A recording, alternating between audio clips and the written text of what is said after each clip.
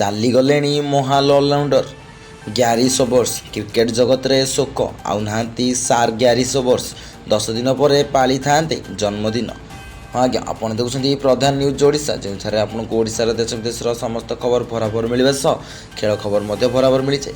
ଖେଳପ୍ରେମୀ ହିସାବରେ ଏବଂ ସମସ୍ତ ଖବର ଜାଣିବାକୁ ଚାହୁଁଥିଲେ ଆପଣମାନେ ଏହି ଚ୍ୟାନେଲକୁ ସବସ୍କ୍ରାଇବ୍ କରି ବେଲ୍ ଆଇକନ୍କୁ ପ୍ରେସ୍ କରିଦିଅନ୍ତୁ। ଚାଲନ୍ତୁ ଖବରଟିକୁ ଆଗକୁ ବଢ଼ାଇବା।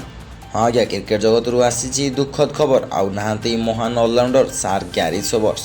ୱେଷ୍ଟଇଣ୍ଡିଜ୍ କ୍ରିକେଟର କିମ୍ବଦନ୍ତୀ ଅଲରାଉଣ୍ଡର ସାର୍ ଗ୍ୟାରି ସୋବର୍ସଙ୍କର ପରଲୋକ ଘଟିଛି। ମୃତ୍ୟୁବେଳକୁ ତାଙ୍କୁ 89 ବର୍ଷ ବୟସ ହୋଇଥିଲା। ପୂର୍ବତନ ଇଣ୍ଡିଜ୍ ଅଧିନାୟକ ଥିଲେ। ବିଶ୍ୱ କ୍ରିକେଟରେ ଶ୍ରେଷ୍ଠ ଅଲରାଉଣ୍ଡରଙ୍କୁ ମଧ୍ୟରୁ ଅନ୍ୟତମ। ଆଉ 10 ଦିନ ପରେ ଗ୍ୟାରିଙ୍କୁ 90 ବର୍ଷ ପୂରଣ ହୋଇଥାନ୍ତା। ଶୁକ୍ରବାର ତାଙ୍କର ପରଲୋକ ହେବା ବିଷୟରେ ପୁତ୍ର ଡାନିଏଲ୍ ସୂଚନା ଦେଇଥିଲେ। ୱେଷ୍ଟଇଣ୍ଡିଜ୍ ଦଳକୁ ଗ୍ୟାରି 1954ରୁ 1974 ପର୍ଯ୍ୟନ୍ତ ପ୍ରତିନିଧିତ୍ୱ କରିଥିଲେ। କ୍ୟାରିୟରରେ ସେ 93ଟି ଟେଷ୍ଟ ଖେଳି 8032 ରନ୍ କରିଥିଲେ, ଯେଉଁଥିରେ 26ଟି ଶତକ ଏବଂ 30ଟି ଅର୍ଦ୍ଧଶତକ ସାମିଲ ରହିଥିଲା। ଜଣେ ବାମହାତୀ ଦ୍ରୁତ ବୋଲର ଭାବେ ଗ୍ୟାରି 235ଟି ୱିକେଟ୍ ନେଇଥିଲେ। କ୍ୟାରିୟରରେ ସେ ଗୋଟିଏ ଦିନିକିଆ ଖେଳି ଗୋଟିଏ ୱିକେଟ୍ ହାସଲ କରିଥିଲେ। 1958 ମସିହାରେ ଗ୍ୟାରି ପାକିସ୍ତାନ ବିପକ୍ଷରେ ଏକ ମାରାଥନ୍ ଇନିଂସ ଖେଳିଥିଲେ। ସେ 365 ରନ୍ କରି ଅପରାଜିତ ରହିଥିଲେ। ଦୀର୍ଘ 36 ବର୍ଷ ଧରି ଏହି ରେକର୍ଡ ଅତୁଟ ରହିଥିଲା। 1994ରେ ଇଂଲଣ୍ଡ ବିପକ୍ଷରେ ବ୍ରାଏନ୍ ଲାରା 375 ରନ୍ କରି ଗ୍ୟାରିଙ୍କ ରେକର୍ଡ ଭଙ୍ଗ କରିଥିଲେ। ଘରୋଇ କ୍ରିକେଟରେ ମଧ୍ୟ ତାଙ୍କ ନାମରେ ଏକ ରେକର୍ଡ ରହିଥିଲା। ସେ ନଟିଂହାମ୍ ପକ୍ଷରୁ ଗ୍ଲାମୋରଗାନ୍ ବିପକ୍ଷରେ ଗୋଟିଏ ଓଭରରେ 6ଟି ଛକା ମାରିଥିଲେ। ଗ୍ୟାରିଙ୍କ ପରଲୋକରେ ବିଶ୍ୱ କ୍ରିକେଟ ପୂର୍ବତନ ଓ ବର୍ତ୍ତମାନର କ୍ରିକେଟରମାନେ ଗଭୀର ଶୋକ ପ୍ରକାଶ କରିଛନ୍ତି। ସାର୍ ଗ୍ୟାରି ସୋବର୍ସଙ୍କ ପରଲୋକରେ ବିସିସିଆଇ ସଚିବ ଦେବଜିତ୍ ସାଇକିଆ ଗଭୀର ଶୋକ ପ୍ରକାଶ କରିଛନ୍ତି।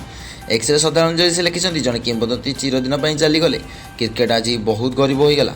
ସାର୍ ଗାରଫିଲ୍ଡ ସୋବର୍ସଙ୍କ ବିୟୋଗରେ ଗଭୀର ଦୁଃଖିତ, ଯାହାଙ୍କ ଅତୁଳନୀୟ ଅବଦାନ ଏବଂ ଅସାଧାରଣ ସଫଳତା ଖେଳକୁ ପରିବର୍ତ୍ତନ କରିଥିଲା ଏବଂ କ୍ରିକେଟରଙ୍କ ପିଢ଼ିକୁ ପ୍ରେରଣା ଦେଇଥିଲା। ସେ ଥିଲେ କାରିବିଆନ୍ କାଲିପ୍ସୋ କ୍ରିକେଟର ପ୍ରତିମୂର୍ତ୍ତି। ତାଙ୍କ ପରିବାର, ବନ୍ଧୁ ଏବଂ ସମଗ୍ର କ୍ରିକେଟ ଭାଇଚାରା ପ୍ରତି ମୋର ଗଭୀର ସମ୍ବେଦନା। ତାଙ୍କ ଆତ୍ମା ଶାନ୍ତି ମିଳୁ। ସେପରି ଆଇସିସି ଅଧ୍ୟକ୍ଷ ଜୟ ଶାହ ସାର୍ ଗ୍ୟାରିଙ୍କ ଦେହାନ୍ତ ଦୁଃଖ ପ୍ରକାଶ କରିଛନ୍ତି। ଏକ୍ସରେ ସେ ଲେଖିଛନ୍ତି, ବିଶ୍ୱ କ୍ରିକେଟରେ ଜଣେ ମହାନ ବ୍ୟକ୍ତିତ୍ୱ ଏବଂ ଜଣେ ପ୍ରକୃତ କ୍ରୀଡ଼ା କିମ୍ବଦନ୍ତୀ ସାର୍ ସୋବର୍ସଙ୍କ ଦେହାନ୍ତରେ ମୁଁ ଗଭୀର ମର୍ମାହତ। ଖେଳ ପ୍ରତି ତାଙ୍କର ଅତୁଳନୀୟ ସଫଳତା ଏବଂ ସ୍ଥାୟୀ ଅବଦାନ ବିଶ୍ୱର କ୍ରିକେଟରମାନଙ୍କ ପିଢ଼ିକୁ ପ୍ରେରଣା ଦେଇଛି। ଆଇସିସି ଦୀର୍ଘଦିନ ଧରି ତାଙ୍କ ନାମରେ ପୁରୁଷ କ୍ରିକେଟର ଅଫ୍ ଦି ଇୟର ପୁରସ୍କାର ନାମିତ କରି ତାଙ୍କ ଐତିହ୍ୟକୁ ସ୍ୱୀକୃତି ଦେଇଛି। ତାଙ୍କ ଆତ୍ମାକୁ ଶାନ୍ତି ମିଳୁ। ଭିଡ଼ିଓକୁ ଜାଣିଥିଲେ ଭିଡ଼ିଓକୁ ଲାଇକ୍ କରି ଚ୍ୟାନେଲକୁ ସବସ୍କ୍ରାଇବ୍ କରି ଭିଡ଼ିଓକୁ ସେୟାର କରିଦିଅନ୍ତୁ। ଆମେ ଦେଖା ଅନ୍ୟ ଖବର ସହିତ ରହୁଛି। ନମସ୍କାର, ଜୟ ଜଗନ୍ନାଥ, ଜୟ ହିନ୍ଦ।